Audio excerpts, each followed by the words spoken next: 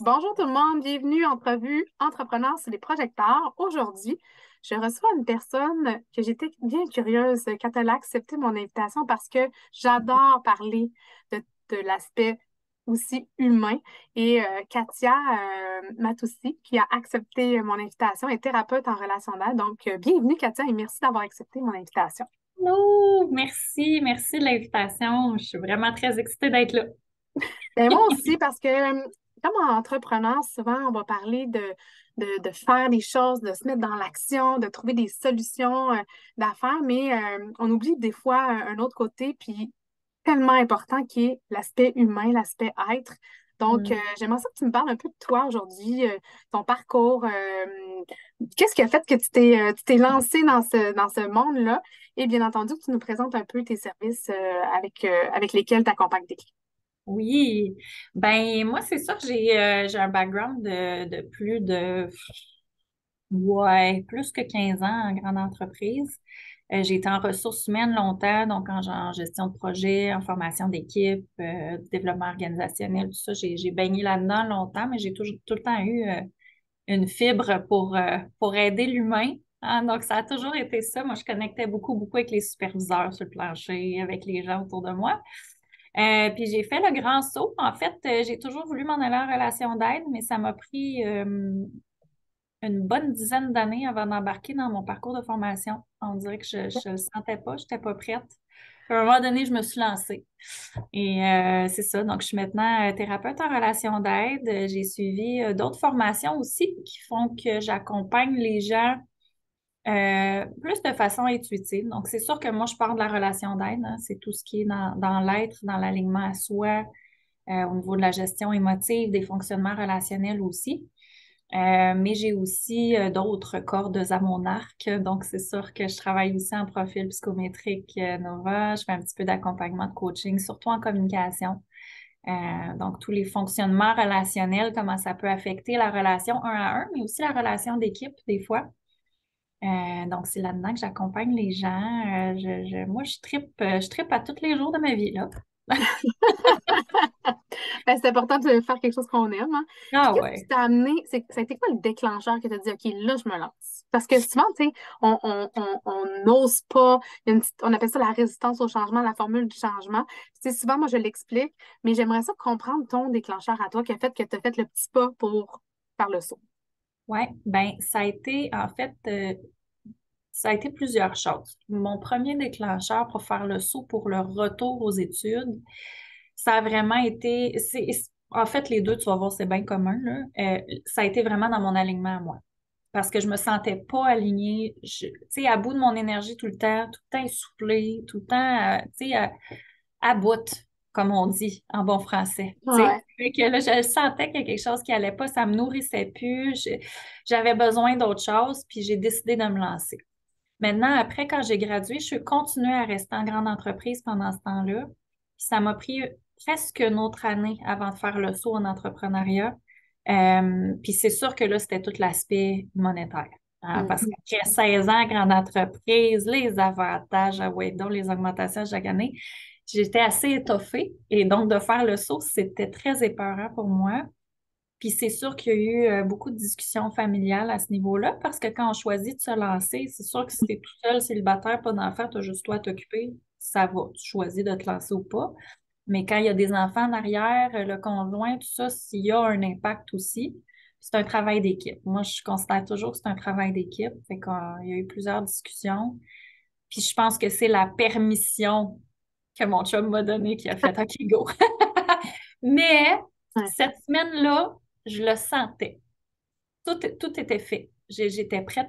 Ma lettre de démission était faite. Mon plan était fait. Je savais exactement dans les 3 mois qui suivaient ce que j'allais faire. Il me restait juste à peser sur scène. Puis c'est ce moment-là où je pense l'encouragement de l'entourage puis la discussion a fait que, bon, OK, go, là, je me lance. Tu sais. Mais je le sentais tellement. Dans la minute j'ai pesé sur le bouton, le soulagement, là, ça m'a juste confirmé que je faisais la bonne chose. Puis là, Ouais. ça fait combien de temps que tu as fait ça, ce saut-là? 2000, ce saut-là, officiellement, l'année passée. OK, fait que ça fait un an. OK. Ouais. Mettons, Ouais. tu regardes aujourd'hui, puis là, tu étais prête, tu sais, ça serait quoi les conseils que tu donnes à une personne qui vit dans cette situation-là, puis qui hésite, puis qui se dit, OK, je suis pas alignée, je suis alignée. Tu sais, là, tu as mentionné de la préparation. Tu sais, tu t'étais préparée, tu t'étais fait un plan de 3 mois. Tu sais, ce serait quoi les autres conseils que tu pourrais donner à quelqu'un qui est dans la situation un peu comme toi, puis qui hésite? Ben vraiment de clarifier c'est quoi ton intention. Qu'est-ce que tu veux faire avec ça? C'est pour moi, c'est ça qui a fait que j'ai pris la décision de m'en aller de mon côté. Mon intention a toujours été d'aider l'humain à évoluer. Puis je sentais que je pouvais pas y arriver dans le contexte de travail où j'étais. Donc, c'est cet alignement-là avec voyons, je l'ai en anglais, mon purpose, Mhm. Ta raison ma d'être. Ouais. mission de vie, oui, c'est ça. Mm. Fait que je te dirais que c'est ça qui est le plus important. Plus tu restes connecté à ça, plus ça te permet de prendre les bonnes décisions, de t'aligner dans le bon sens. Fait que oui, il y a une préparation concrète qui vient avec ça. C'est sûr qu'il faut regarder les choses concrètement aussi. On vit dans une société de consommation aussi. Tu peux pas décider de te lancer avec plus un sou du jour au lendemain. C'est sûr qu'il y a beaucoup de choses plus rationnelles à planifier. Très, très important. Le niveau de professionnalisme aussi, de bâtir tes choses comme il faut, de la bonne façon aussi. Mais cet alignement-là, je te dirais, c'est ça la clé. Pour moi, c'est ça la clé. Parce que le reste se place. Du moment que tu restes aligné avec ton intention, avec ce que tu as réellement envie de créer puis d'offrir, étrangement, il y a des affaires qui t'arrivent dans le bon sens. Tu sais. Mm. Ouais.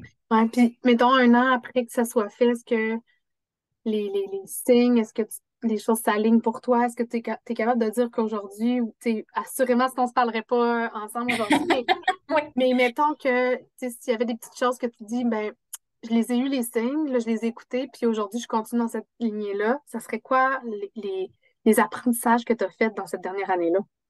Personnellement, professionnellement, là, ça peut être En fait, je pense qu'on va faire du mélange là-dessus. C'est vraiment ça. Moi, de rester connecté avec Mm.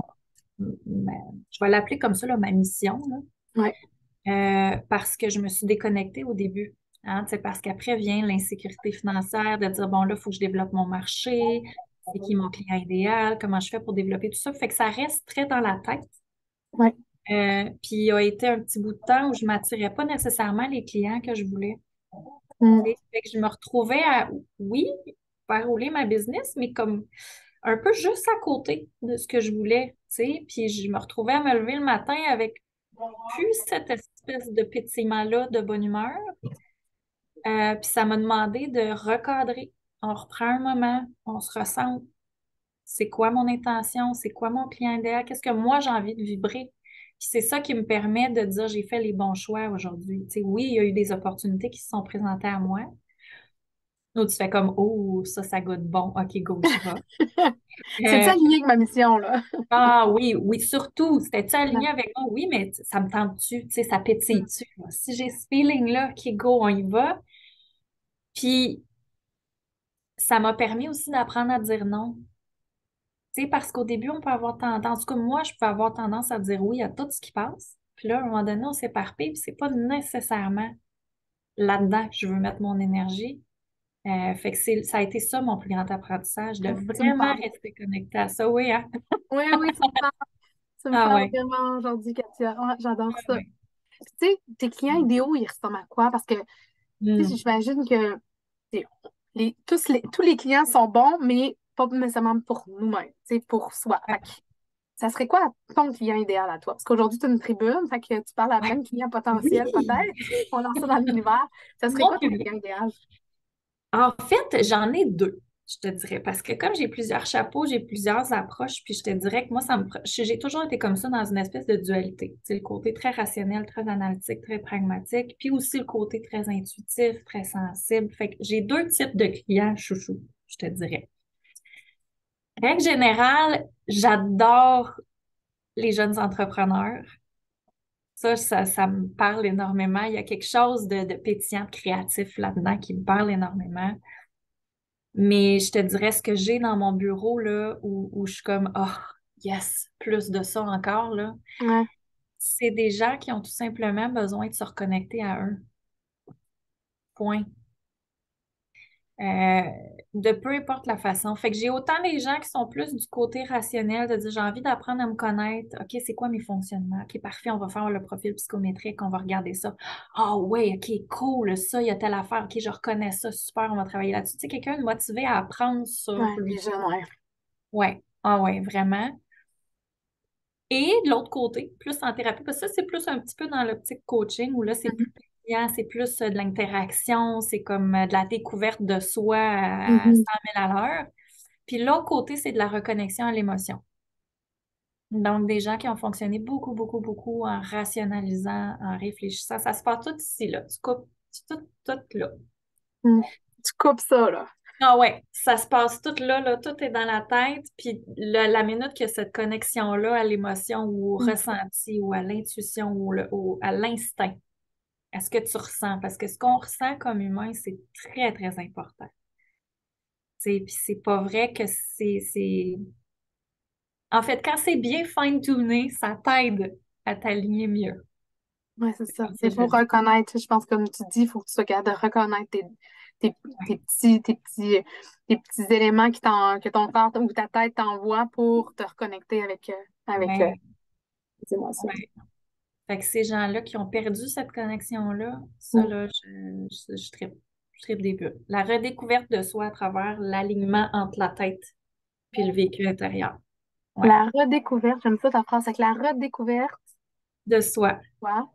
Ouais. Entre le rationnel puis le vécu, ben, la sensibilité, l'émotion, ouais, le vécu intérieur. Là. Ouais. Ah ouais, ça, tu sais, puis je te le dis, là, puis Ouais. j'ai le grand sourire, là, puis je suis comme, ouais, Ouais, c'est ah ça. ouais, vraiment. Est-ce que tu vois, tu sais, là, c'est une question que j'ai pas la chance de poser souvent, mais tu sais, le changement avec la pandémie, tu sais, il y a eu quand même eu des impacts au niveau social, au niveau Oui, mental, au niveau de la santé ouais, émotionnelle. Tu sais, est-ce que tu sens que cette période-là qu'on a vécue a eu un impact de redécouverte? Est-ce que ça a été quelque chose que tu trouves que les gens ont retrouvé, de se replonger, de se reposer des questions? euh, par le passage de, de ben, en cette- fait, ça a été confrontant, je pense, pour beaucoup de gens, plus qu'autre chose. Je pense que ça a forcé justement un élan vers se reconnecter à soi. Euh, Mieux se connaître, mieux se comprendre. Parce qu'il y avait ça avant, oui, mais là, je pense que ça a été comme plus forcé. Il y a beaucoup de gens qui ont été confrontés à des Mm. fonctionnements relationnels, tu sais, de dépendance affective, par exemple, qui ressort énormément. Tu sais, si t'es pogné en confinement tout seul, on Mm. s'entend que là, la dépendance affective, c'est très difficile, là. Tu sais, Mm. fait que c'est très confrontant dans cet aspect-là. Il y a des gens qui étaient très sociaux, qui se sont retrouvés en confinement très seuls et à vivre de l'anxiété sociale au retour après. OK. Donc, je me reconnais plus comment je gère ça, pourquoi je suis anxieux maintenant en contact avec des gens. Mm. Euh, Fait que pour moi, ça a été plus ça. J'ai l'impression que ça a été très confrontant. Ça a forcé les questions à se poser ou les choses qu'on voulait pas adresser qui se Mhm. remettent à faire surface. Puis je te dirais là, un an plus tard, parce on Ouais. s'entend que le Ouais. confinement en plus fait à peu près un an, là. Là, maintenant qu'on a eu la grosse vague sociale cet été, là, all open, tout est fini, tout est merveilleux, ben là, il y a un retour, Mm. justement, à une volonté de mieux se connaître, de préciser sa connaissance de soi. Préciser la connaissance de soi. Ouais.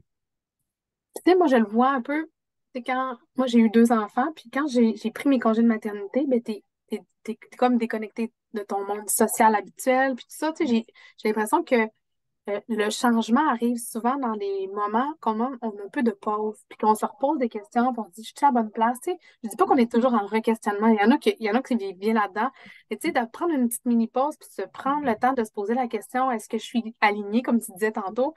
Tu sais, moi, ça a été, j'ai réalisé aussi que souvent les maternités, il y a 70% après un deuxième congé de maternité que les gens vont changer de poste ou de carrière à cause de ça, à cause de cette pause-là, ils prennent un certain recul. Fait que, tu sais, la pandémie a amené aussi beaucoup de gens se questionner, redéfinir, revoir que ah, je suis plus bien dans mon rôle, de changer de travail. Tu sais, moi, j'ai été celle qui a vécu ça, toi aussi, te dire, OK, est-ce que c'est la pandémie ou est-ce que la pandémie m'a juste permis de prendre un recul par rapport à ma carrière puis de faire le choix de qu'est-ce que je veux réellement pour amener un impact avec mes connaissances, avec la personnalité que je suis. Fait que, tu sais, je trouve que ce que tu apportes, c'est intéressant de dire, regarde, il faut prendre le pas. Tu sais, il y a eu le avant, il y a eu le pendant, puis il y a eu le après maintenant. Mais de prendre ce pas de recul-là, je pense que c'est important, puis se donner cette chance-là de le faire. C'est tellement important. Puis, tu sais, ne serait-ce que de se demander comment je me sens. N'importe quand dans la journée, random, dans le trafic, debout à l'épicerie, whatever.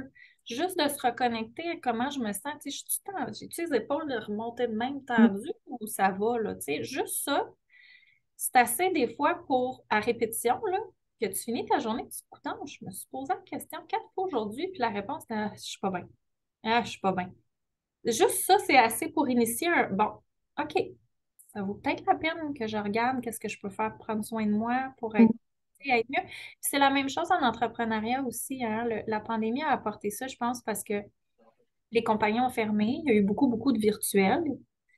Puis je pense que sans s'en rendre compte nécessairement, il y a beaucoup de gens qui étaient dans un contexte de travail, puis tu prends ce qu'on t'offre, puis tu sais, tu travailles, puis tu Ouais. fais le job. Puis là, mais finalement, travailler juste de la maison, tu regardes tes affaires, tu fais comment? Moi, là, j'ai besoin de ça, d'envie d'être en contact avec des gens, ou j'ai besoin de ça, d'envie d'être à mon bureau, à la maison, dans ma bulle, tranquille. Tu sais, de mieux préciser ses besoins. De qu'est-ce qui me nourrit, qu'est-ce qui me fait du bien à moi. Puis, écoute, c'est peut-être pas ce job-là qui cadre dans ce que j'ai besoin, puis d'oser se donner le droit d'avoir, tu sais, un idéal X, puis d'aller le chercher, là. De prendre le temps. Ouais, mais je pense que c'est un bon point ce que tu as mis. Comme entrepreneur, tu as vécu tout ce cheminement-là, le avant, le pendant, après ça, de te renier sur tes clients. J'imagine que tu as des hauts et des bas comme tous les entrepreneurs. Si tu avais un conseil, je sais que tu vas me dire, Hey, c'est un peu intense, mais mettons que tu en as un. Tes apprentissages que tu as fait dans ta dernière année, tu sais, là, tu disais de rester aligné, de rester connecté sur ta mission, de choisir tes clients idéaux. Personnellement, qu'est-ce que Oui. tu pourrais nous apporter comme apprentissage que tu as vécu aussi personnellement dans tout ça? C'est niaiseux, j'ai juste être qui me pop en tête plutôt que faire. Tu Mhm. sais, parce que des up and down comme entrepreneur, il y en a tout le temps. Il y a tout le temps des moments où. Puis surtout pour moi, là, je suis dans la consultation un à un. Fait qu'on s'entend que c'est pas des groupes, là. Tu sais, j'ai pas une dizaine de personnes, puis là, whoop, il y en a une qui cancelle, c'est pas grave, j'en ai juste 9. Non, non, j'en ai pas, j'en ai pas. Tu sais. Mhm. Fait que c'est ces up and down-là qui m'ont appris à faire confiance. Puis, écoute, ça a l'air bien ésotérique, là, tu sais. Non, moi, je crois à ça, j'appelle ça le système d'activation réticulaire. Fait que non, non, Ouais, vas-y, vas-y. c'est parce il y a des raisons pour tout. Il faut être capable de voir au-delà de juste la situation. Mhm. Pour moi, ça a passé par avoir des moments où j'ai des cancellations dernière minute. Puis là, au début, c'était genre panique, je fais quoi? Mais là, tout dans la tête, tout. Hein? Pour redescendre puis faire comme, ben, tu sais quoi, ce matin, je me suis levée, j'ai mal dormi, je suis fatiguée. Le service que j'aurais offert à mon client, là, il n'aurait pas été comme ce que moi j'ai envie d'offrir anyway. Fait que cette heure-là, je vais la prendre pour me reposer, me Mhm. ressourcer. Mhm. Puis étrangement, à chaque fois maintenant, puis je le vois maintenant, c'est clair, là. Si je me sens fatiguée, je me sens lourde, puis je sais que j'ai des consultations, je me gage. Ça me tente-tu? Si ça fait Ah, j'ai pas le goût aujourd'hui, c'est sûr que j'ai des cancellations. Ah, ça va ça dans J'ai l'univers. Ouais. j'ai la moitié qui va se canceller. Ça fait comme bon, hein? Repose-toi, prends du temps. Puis des fois, ça arrive dans des moments où je me sens en pleine ébullition, puis j'ai envie de créer des choses, puis là, j'ai tellement pas le temps parce qu'il y a du monde tout le temps.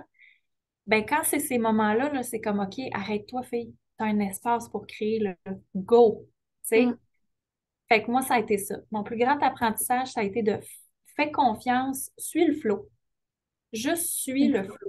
Sois flexible avec ce qui t'arrive, puis de ne pas être dans le contrôle défensif, là. Tu sais, lâche tout.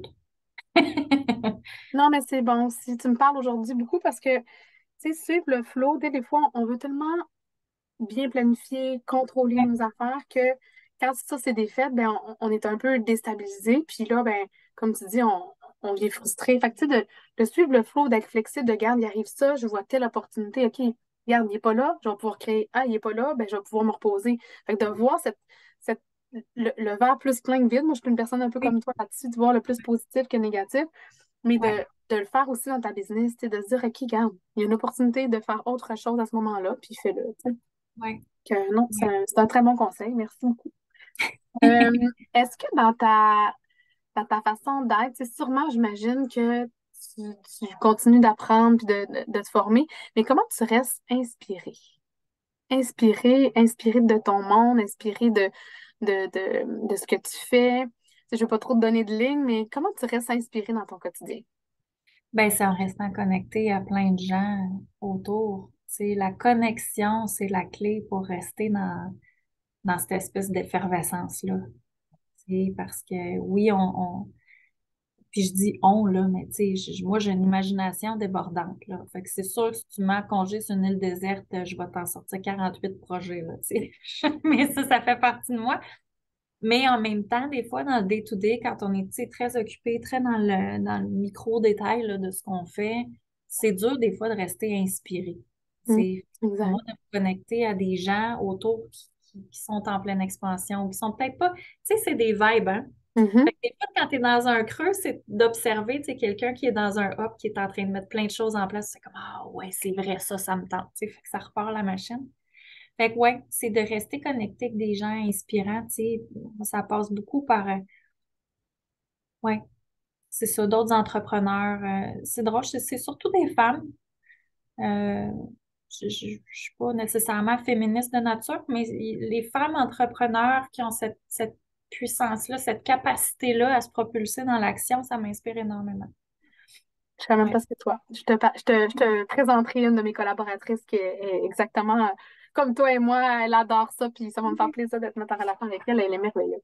Yay! Euh, Si on parle, mettons, d'un chaos semi-contrôlé, tu sais, t'en vis avec tes clients, tu t'en aides, on est en développement d'affaires, puis tes jeunes entrepreneurs, sûrement qui vivent ça. Tu sais, on n'a pas le contrôle, on essaye, mais tu sais, on vit un chaos semi-contrôlé. C'est ça, j'ai ça m'appeler comme ça, puis j'ai un de mes clients qui a utilisé ce terme-là à un moment donné, je fais comme je te le vole, je te l'emprunte, parce que je trouve que c'est vraiment bien définir ça. Ce serait quoi ton conseil numéro un?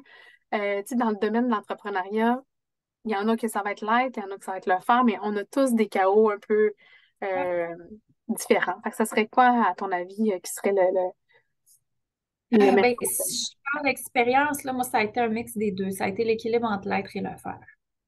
Parce qu'on alterne souvent entre les deux. C'est soit le faire, soit l'être. Ouais, Mais pour moi, la clé là-dedans, ça a été l'équilibre exactement entre les deux. Parce que j'ai eu cette période-là où, tu sais, on teste les limites, hein. Fait que c'est sûr que quand tu fais juste la consultation one-on-one, tu as juste deux bras. Il y a ouais, de l'énergie à se ressourcer entre chaque. Il y a seul, tu sais, there's only so much you can do. Hein? Il y a juste ça. 8 heures dans une journée techniquement de travail. Et donc, ça a été ça. J'ai eu une vague où ça l'a sur-rempli mon agenda et là, je me suis mis à le gérer comme je le gérais en entreprise, avec des petites pauses pipi à toutes les 6 heures.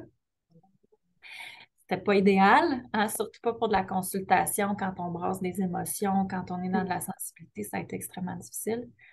Et là, moi, ça a été vraiment deux choses. De me reconnecter à l'être, à mon intention, avec ma valeur à moi, parce que mon énergie, ce que j'apporte est extrêmement important. C'est mon outil de travail principal. Mm. Fait que c'est pas comme dire, je travaille avec une souris d'ordinateur, il faut que j'en achète une autre, là. Mon énergie n'a rien qu'une. Hein? Fait qu'il faut que ça a été de redonner de la valeur à ça. Puis d'autre part, ça a été de réorganiser ma façon de fonctionner, de mettre des buffers obligatoires entre chaque, de nommer certaines choses à certains clients à qui je disais oui, oui, oui tout le temps. Donc, de préparer le terrain à ce que ça se peut que le fonctionnement change. Tu sais, fait que ça a été les deux en même temps. Ouais, je te file. J'ai des rencontres, moi aussi, que je fais des entrepreneurs sur les projecteurs, puis c'était tout back à back. J'étais comme à la fin de la journée, là, vidée. Fait que là, je me mets des petits 15 minutes entre les deux. Oui, c'est important. Puis Ah tu ouais. vois, j'avais commencé à me mettre des 15 minutes, puis je me rends compte que 15 minutes, c'est pas assez. Mm. C'était inconcevable pour moi de penser ça au début, là. Je me dis, si tu mets des 15 minutes à chaque client, je perds 1 heure. Ça va, Ça va. ça va. Parce que maintenant, je suis beaucoup plus en confiance avec la qualité de mon travail. Mm. Euh, Puis je me sens pas déraper à mi-chemin ou trop fatiguée ou de retenir un gros bâillement en plein milieu d'un moment émotif. Ouais, c'est beaucoup plus profitable, là. Ouais. Avec la qualité de ton travail, hein, c'est très bien dit. Je parlerai des heures et des heures et des heures, mais c'est une entrevue enregistrée que les gens vont réécouter, alors on se gardera du petit crunchy off record. Puis ceux qui sont curieux, ben, ils connecteront avec toi sur les réseaux sociaux, sur ton site Mhm. web, puis ils pourront, bien entendu, prendre rendez-vous avec toi s'ils veulent en savoir plus. Mais entre-temps, j'aimerais que tu nous cites, est-ce que tu as une quote, une fameuse phrase clé que tu peux nous partager ou quelqu'un qui t'inspire? Ça peut être un Gandhi ou ça peut être tout simplement ta grand-mère qui utilise une phrase. Est-ce que tu en as une qui te vient Ouais. comme ça? Et je me rappelle pas si c'est ma mère ou ma tante qui m'a dit ça. C'est respire dedans.